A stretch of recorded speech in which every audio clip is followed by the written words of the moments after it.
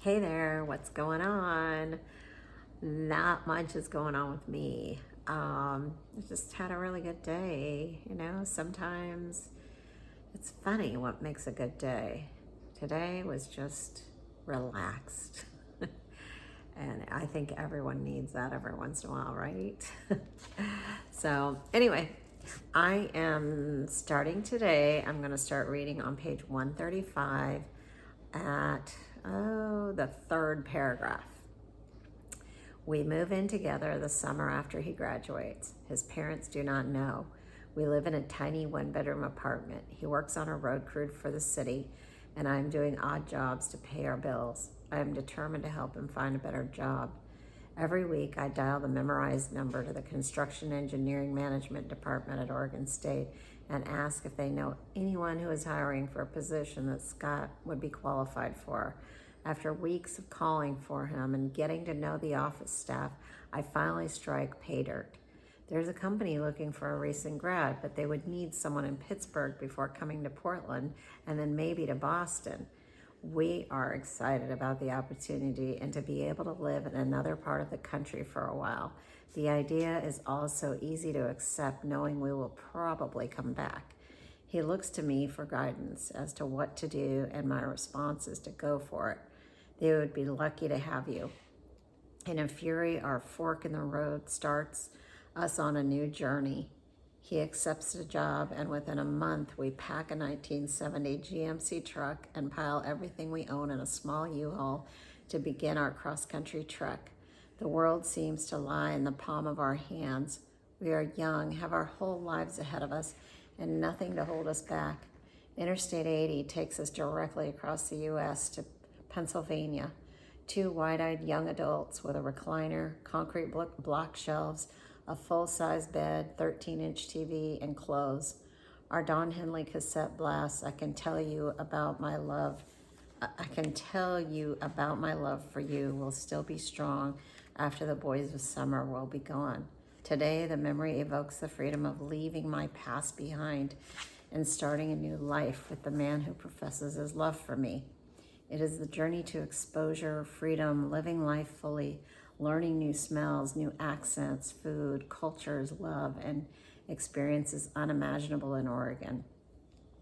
Breathe in, breathe out. I remember that this is only a memory, but it is so real that every cell in my body relives the beauty of Idaho, views of Salt Lake, the incredible beauty of the rocks of Wyoming, the long straight cornfields of Nebraska, railroads of Chicago, and finally Pittsburgh.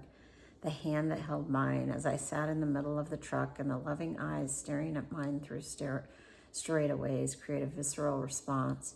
Why do I have to have such a damn detailed memory? Can I just let this past go?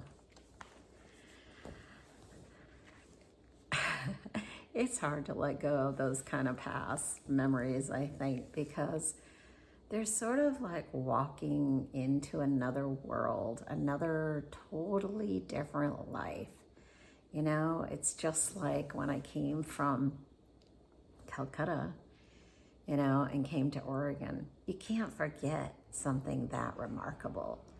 And moving from the West Coast to the East Coast, or what really wasn't the East Coast, I guess it's considered Midwest in Pittsburgh, it really was a remarkable change. I mean, getting used to how different the culture was, the people were, the rules were different. I mean, it was a trip. And then having everything in a truck and a little tiny U-Haul, it's just, it's a sense of freedom that you probably won't have again ever in your life in the same way, because you're really walking from your childhood and your upbringing into adulthood, and it was sort of the ride to adulthood, and it was exciting. And that was before they had any kind of, iPhones or anything like that. So every time we would come to the state line, we'd have to stop at a rest area or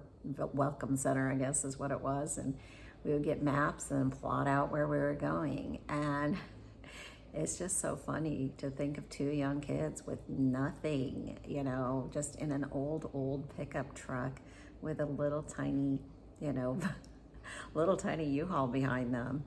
And all the excitement and all the changes that were coming in that one little trip out to the east. It was very different and very freeing and exciting. And I think, I think it's important to do these kinds of things every once in a while, just to totally change your life and do something very different. Something, whether it's your work, whether it's, I don't know, it can be simple things. Going to work different ways every day, or just trying a new restaurant, or going on a vacation to someplace you've never been, or going to a foreign country or to a state you've never been in. It is such an eye-opener. It opens up your mind, your eyes, your reality. It all totally changes. And that's the best thing I think you can do for yourself in life, is to experience these types of things and to really grow your beliefs and your, how you think, and open it up to a wider world. And so you can draw from more experiences and not just learn from a book, but from actual experiences. I'll never forget Nebraska, because I spent hours and hours in the car riding by every cornfield you can imagine there. And, it wasn't beautiful really, but it was in its own way. But I'll never forget it, because it was a ride of a lifetime. And, I guess that's really all I have to say about my reading.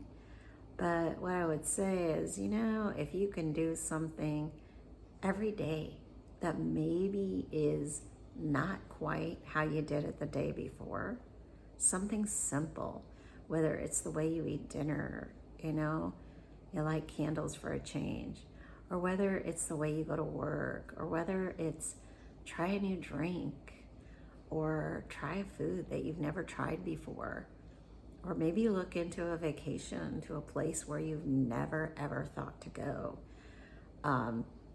It really does open your eyes and your mind. I've done a lot of things in my life that I never expected to do. One of them was this. One of them was go to New Zealand. I didn't plan that trip. It just sort of happened very quickly, but that was an eye-opening experience too. And I think that is your best way to learn about life and to grow. And for me, it's been really good for mentally, for all the stuff that I deal with or dealt with. It opens your world up, and it opened my eyes up to seeing things in a different perspective. Because when you get away from things, you see it totally differently, as we all know. So anyway, that's all I have to say tonight. Thank you so much for watching again and listening. I really do appreciate you. And I hope you get out there and you just do just one little tiny thing that's different, that takes you out of your little comfort zone. It doesn't have to be a big step, just a little bit out of your comfort zone. So I hope you get to do that. And thank you so much. I appreciate you, and continue to just love you guys for following me and, supporting me from the bottom of my heart. I appreciate it.